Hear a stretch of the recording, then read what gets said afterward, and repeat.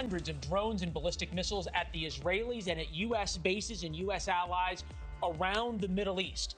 America and our allies are at war. Good evening. I'm Leland Vittert in Washington for a special edition of NewsNation Prime. President Trump has confirmed tonight that he believes the supreme leader of Iran, the Ayatollah, is dead. 47 years of terror, the reign of terror coming from Iran, may finally be ending on this February 28th of 2026, a date in which the Middle East will change forever.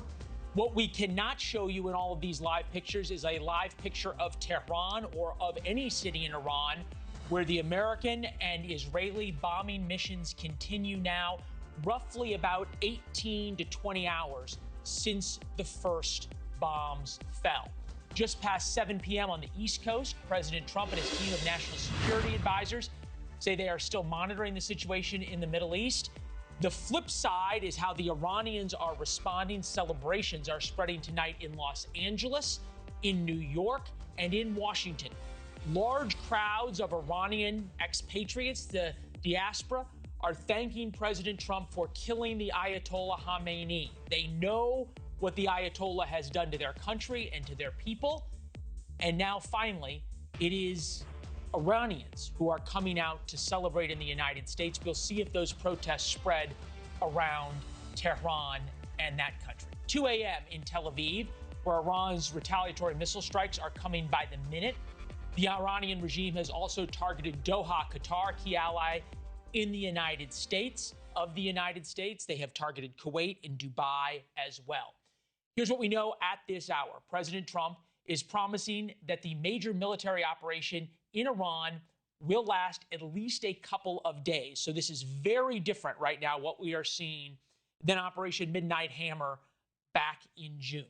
This is a sustained bombing campaign. We've been telling you now for a couple of weeks that that's what the U.S. military was setting up for. He says the goals now are twofold.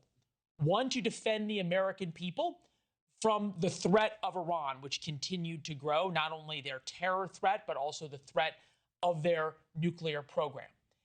And this is where things have changed radically since a year ago. The president has now taken up the mantle and provided the protection he promised 7 weeks ago when he said to the Iranians, begging for their freedom, that help was on the way. This is the help. And he says that the second part of this mission is to free the Iranian people from the tyrannical, genocidal regime that has ruled that country. His message to the Iranian people is very simple. This is something we have not heard from an American president in 47 years. He is telling the Iranian people to take to the streets and topple the regime. When we are finished, take over your government. It will be yours to take. This will be probably your only chance for generations. And it is quite a chance, with the backing of not only the United States Air Force, but the Israelis as well. And the Israeli intelligence, which we will get into, has been nothing short of extraordinary. The United States' intelligence and sustained bombing campaign, daylight bombing to start this off, nothing short of extraordinary. Brand new satellite imagery showing the destruction at the Iranian Supreme Leader's complex. And not only that, but you think about knowing that he was going to be there. Strikes also targeted a major naval port just days after Iran purchased Chinese-made anti-ship missiles. Those were thought to be capable of sinking U.S. aircraft carriers. They are no more. Iran is not rolling over, though. The regime launched hundreds of missiles and drones targeting key U.S. allies across the Middle East and clearly targeting civilians. The United Arab Emirates reports 200 missile and drone strikes, including a strike on Dubai's international airport.